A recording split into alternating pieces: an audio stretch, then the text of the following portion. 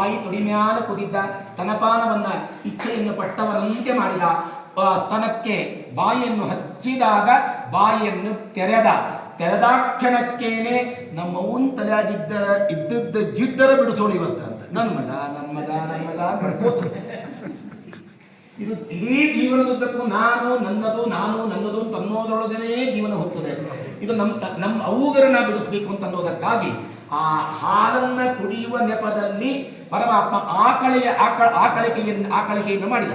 ಸ್ವಲ್ಪ ಆಕಳಿಸಿದಾಗ ಇಡೀ ಸಾವರಣವಾದ ಬ್ರಹ್ಮಾಂಡವನ್ನ ಪುಟ್ಟದಾದ ಬಾಯಿಯಲ್ಲಿ ಯೋನ ಪಿತಾ ಜನಿತ ಯೋ ವಿಧಾತ ಭುವನಾನಿ ವಿಶ್ವ ಎಲ್ಲ ಭುವನಗಳನ್ನ ಪರಮಾತ್ಮ ಪುಟ್ಟದಾದ ಬಾಯಿಯಲ್ಲಿ ತೋರಿಸಿದಾಗ ಆನಂದವಾಗಿದೆ.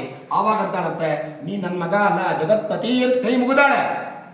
ಬಾಯಿ ಮುಚ್ಚಿದ 2ನೇ ಕ್ಷಣಕ್ಕೆ ಮತ್ತೆ ನನ್ನ ಮಗ ಅಂತ ಒಳಗೆ ಭಾವನೆ ಬರತಾಗಿದೆ. ಹೀಗೆ ಬಾಯಿಯಲ್ಲಿ ಪರಮಾತ್ಮ ಇಡೀ ಬ್ರಹ್ಮಾಂಡವನ್ನು ಪರಮಾತ್ಮ ತೋರಿಸಿದ್ದಾನೆ. ಆಮೇಲೆ ಸ್ವಲ್ಪ ವಯಸ್ಸಿಗೆ ಬಂದ. ಏನ್ ಬಾಲತನ ತುಂಟತನ ಅಂದ್ರೆ ಭಾರಿ. ನೀವು ಮಾಡ್ಲಿಕ್ಕೆ ಶಕ್ಯನು ಎಂತಿಂತವ್ರನ್ನ ಕರೆದಾರ ಗೊತ್ತನು. ಆಟ ಆಡ್ಲಿಕ್ಕೆ ಹೋಗ್ತಿದ್ರಂತೆ. ಇವರು ತಯಾರು ಮಾಡಿ ಬಿಡ್ತಿದ್ರಂತ. ಅವಂದ್ರು ಬಲರಾಮನನ್ನ ಕೃಷ್ಣನನ್ನ ಚೆನ್ನಾಗಿ ತಯಾರು ಮಾಡ್ತಿದ್ರಂತೆ. ಹೆಂಗ? ಕಸ್ತೂರಿ ತಿಲಕವ ಶಿಸ್ತಾಗಿ ಬಡಿಯಲ್ಲಿಟ್ಟು ಮಸ್ತಕದಲ್ಲಿ ಪರವಸ್ತುಗಳಿಂದ ಬಾರು ನಮ್ಮ ಮನೆಗೆ. ಒಬ್ಬರ ಕೃಷ್ಣಗೆ ಬ್ಯಾಡ ಅಂತ ಅನ್ಬೇಕಂತೆ.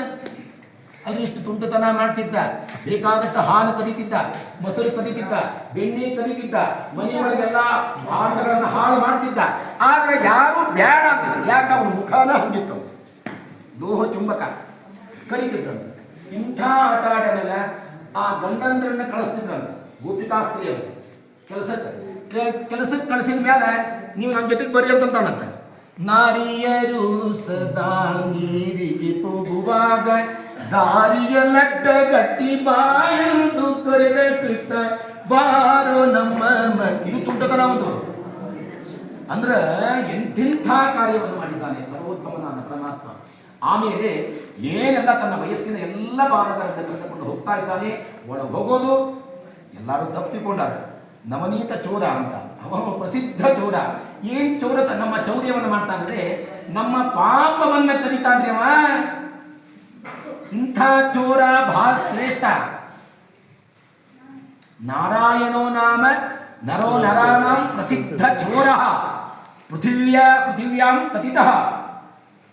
ನಾರಾಯಣ ಎಂಬ ಪ್ರಸಿದ್ಧ ಕಳ್ಳ. ಹೆಂಗ ಹೇಳ್ಯಾರ? ಏನ್ ಕಳ್ಳತನ ಮಾಡ್ತಾನವ ನಾರಾಯಣ ಅಂತಂದ್ರೆ ನಾವು ಸಜ್ಜನರು ಮಾಡಿದ ಅನಂತವಾದ ಪಾಪಗಳನ್ನ ಕದೀತಾನಂತೆ. ಹಾಗೆ ಚಲೋ ಇದೆ. ಹಾಗಾಗಿ ಇಂತಹ ಸರ್ವೋತ್ತಮನಾದ ಪರಮಾತ್ಮ ಒಳಗೆ ಹೋಗ್ತಾ ಇದ್ದಾನೆ. ನವನೀತವನ್ನು ತೆಗೆದುಕೊಳ್ತಾ ಇದ್ದಾನೆ. ಪರಮಾತ್ಮ ಏನು ಅದ್ಭುತ ಅಂದ್ರೆ ಅದ್ಭುತ. ಅದು ಎಲ್ಲರ ಮೇಲೆ ತಾನು ನಿಂತು ಎಲ್ಲರ ಮೇಲೆ ಹೋಗಿ ಆ ಬೆಣ್ಣೆಯ ಭಾಂಡದಲ್ಲಿ ಹಾಕಿ ಎಲ್ಲ ಮಕ್ಕಳಿಗೆ ಕೊಟ್ಟು ತಾನು ತಿಂದು ಮಿಕ್ಕ ಬೆಣ್ಣೆಯ ಭಾಂಡದಲ್ಲಿರುವ ಬೆಣ್ಣೆಯನ್ನು ಬಿಡಬೇಕಾಗುತ್ತಾನೆ, ಬಿಡೋದಿಲ್ಲ. ಎಲ್ಲ ಬೆಕ್ಕುಗಳೇ ಮಂಗಗಳಿಗೆ ಹಾಕ್ತಾ ಇದ್ದಾರಂತೆ. ಅದನ್ನು ನೋಡಿ ಗೋಪಿಗೆ ಸಿಟ್ಟಿಗೆ ಬರ್ತಾ ಇದ್ದಾಳೆ. ಇದ್ದದ್ದನ್ನರ ಬಿಟ್ಟು ಹೋದಿದ್ರೆ ಬರಬರಿ ಆಗ್ತಿತ್ತು. ಆಗಲಿ ಅಂತ ಹೇಳಿ ಹೀಗೆ ಜಗತ್ತಿಗೆ ನಿಯಾಮಕನಾದ ಸರ್ವೋತ್ತಮನಾದ ಪರಮಾತ್ಮ ಎಲ್ಲ ತರಹದ ಬಾಲಲೀಲೆಗಳನ್ನು ಮಾಡಿಬಿಟ್ಟ. ಕೊನೆಗೆ ಎಲ್ಲ ಆದಾಗ ಪರಮಾತ್ಮ ವಿವಾಹವನ್ನು ಮಾಡಿಕೊಳ್ತಾನೆ. ಯಾರ ಜೊತೆಗೆ? ರುಕ್ಮಿಣಿಯ ಜೊತೆಗೆ ವಿವಾಹವನ್ನು ಮಾಡಿಕೊಳ್ತಾ ಇದ್ದಾನೆ. ಭೀಷ್ಮಕ ರಾಜನ ಮಗಳು. 5 ಜನ ಗಂಡು ಮಕ್ಕಳು, ಒಬ್ಬಳೇ ಒಬ್ಬ ಮಗಳು. ಅವನಿಗೆ ರುಕ್ಮಿಣಿ ಹಿರಣ್ಯ ವರ್ಣಾಮಣಿಯು ಸುವರ್ಣ ರಜತಧ್ವಜ ಅಂತ ಹೇಳಿದಂತೆ ಅಂತಹ ಹಿರಣ್ಯ ಅವಳು ಮಹಾನುಭಾವಳು. ಆ ರುಕ್ಮಿಣಿಯನ್ನ ಜಗತ್ತಿಗೆ ನಿಯಾಮಕನಾದ ಪರಮಾತ್ಮ ಅಲ್ಲಿ ಸ್ವೀಕಾರವನ್ನು ಮಾಡ್ತಾ ಇದ್ದಾನೆ. ಹೀಗೆ ಭೀಷ್ಮಕರಾಜನಿಗೆ 5 ಜನ ಗಂಡು ಮಕ್ಕಳು, ಒಬ್ಬಳೇ ಮಗಳು ರುಕ್ಮಿಣಿ. ಹೀಗೆ ಇರುವಾಗ ಭೀಷ್ಮಕರಾಜನಿಗೆ ಚಿಂತೆಯಾಯಿತು ಒಂದು ಬಾರಿ. ಏನು ಮಗಳು ಸುಂದರಳಾಗಿದ್ದಾಳೆ, ಇಷ್ಟೇ ಸುಂದರನಾದ ಮಗಳಿಗೆ ಸುಂದರನಾದ ವರ ಯಾರು ಅಂತ ವಿಚಾರ. ಕನ್ಯಾ ಪಿತುರುಹಿ ಸತತಂ ಬಹು ಚಿಂತನೀಯಂ ಅಂತ ಹೇಳಿದಂತೆ ಚಿಂತಾ ಮಾಡಲಿಕ್ಕೆ ಬಂದರೆ ನಾರದರು ಬಂದೇ ಬಿಟ್ಟರು. ನಾರದರು ಬಂದು ಹೇಳ್ತಾ ಇದ್ದಾರೆ, ಏನಿಲ್ಲ, ಈಗ ದ್ವಾರಕಾಧೀಶ ಕೃಷ್ಣ ಅಂತ ಇದ್ದಾನೆ, ದ್ವಾರಕಾಧೀಶ ಕೃಷ್ಣ ಅಂತಂದಾಗ ಅವನು ಸಾಫ್ಟ್ವೇರ್ ಬೆಂಗಳೂರು ಬೇಕಿಲ್ಲ, ಸಾಫ್ಟ್ವೇರ್ ಬೇಕು ಬೆಂಗಳೂರು ಬಿಟ್ಟು ಬೇರೆ ಕಡೆ ಕೊಡಂಗಿಲ್ಲ. ಹಂಗಂಗೂ ಕೇಳಿದ್ರೆ ಇಲ್ಲ, ಭಾರಿ ಇದ್ದಾನ ನೋಡ್ಲಿಕ್ಕೆ, ಅವನು ಭಾರಿ ಸಾಹಿತ್ಯ ಮಾಡ್ಯಾನ, ಎಲ್ಲಾ ಕಡೆಗೆ ಶ್ರೀಮಂತಿಗೆ ದ್ವಾರಕಾಧೀಶ ಕೃಷ್ಣ ಅಂತ ಎಲ್ಲವನ್ನು ಹೇಳಿದ್ದಾರೆ. ಆಗಲೇ ಡಿಸೈಡ್ ಮಾಡಿದ್ದಾರೆ.